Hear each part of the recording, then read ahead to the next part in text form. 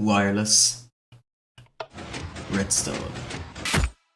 Hello everyone, my name is Next. This is Breaking Bedrock, a series where we discuss Minecraft Bedrock mechanics and have handy tutorials. And today, I have something very good for you that I recently discovered myself by accident.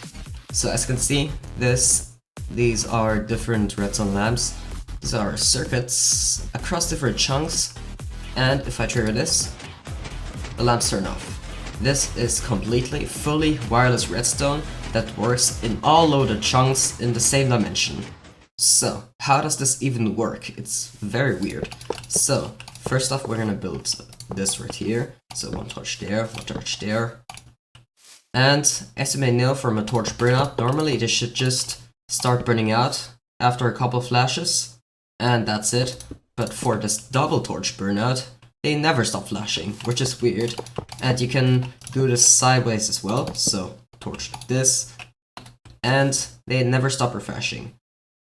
And as you can see, I have this clock right here, and this is our input. So right now I turn off this clock, but if I turn it on, they all turn off. And as you can see, one of the two torches will always be off, so I can just put a redstone lamp right here. And as you can see, it is completely wireless redstone. So, as you can see, this mechanic is extremely versatile. So, we unfortunately only have one input for all outputs, but this means that you can simultaneously trigger different things through a single input. And as you can see, it works across different chunks. They're all more than 16 blocks away. And this works in all loaded chunks in the same dimension. I experienced it working across another dimension in a realm once, but I couldn't reproduce it in single player. So I will not say that this works in all dimensions, well, I mean across dimensions, because it is not consistent across dimensions, but it is definitely a potentially a thing, so yeah. So I have joined the same world with my phone, so technically a second account, and we're going to teleport this to far away, where it's way outside of the ticking area. So just gonna TP new nexus 2 0, let's say 1040. So as you can see on my phone right here, I'm very far away, and I'm just gonna set up this small circuit. So, one torch here, boom. As you can see, it starts flashing too. And look at the coordinates, we're way outside of the range, if you compare them. And we can do the same thing over here, just gonna take a lamp, lamp's right here. And actually, first, let's go back in the PC and start talking this. And as you can see, this works in all of the chunks. It doesn't have a range in terms of how far it is. The only requirement is that it's in the same dimension and it's a loaded chunk.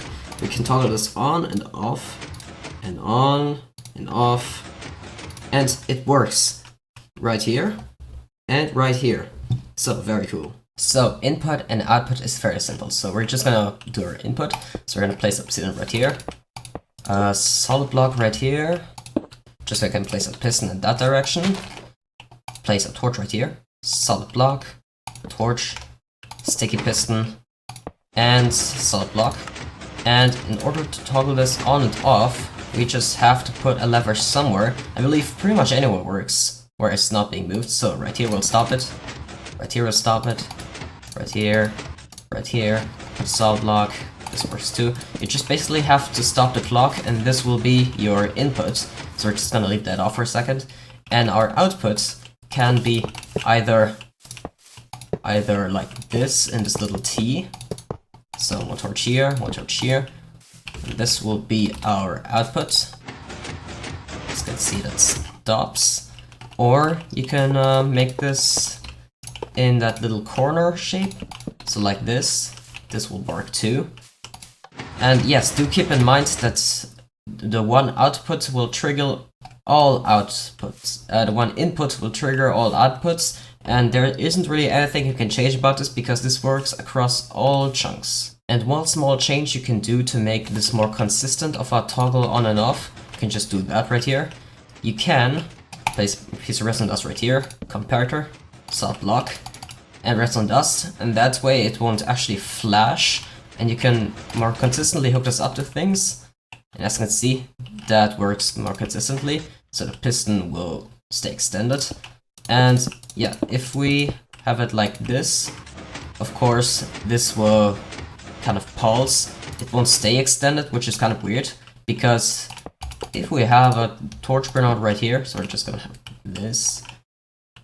Yeah, if we have a torch burnout right here, as you can see, it flashes at the same speed, but it will stay extended for the time period during which it is flashing.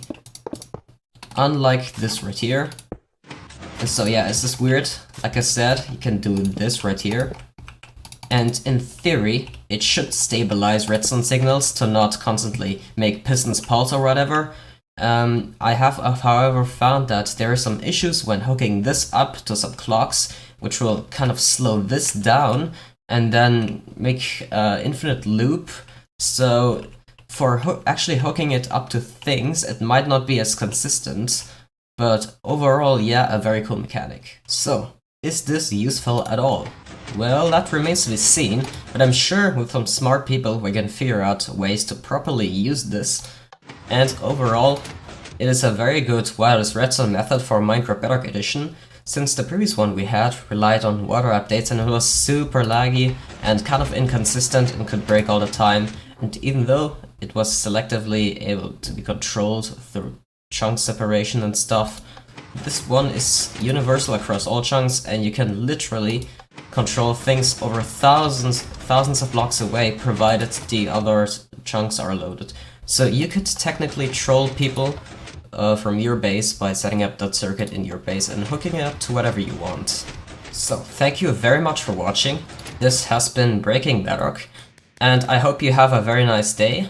I hope this will be very useful, and hopefully this is a great advancement in Minecraft Bedrock technology.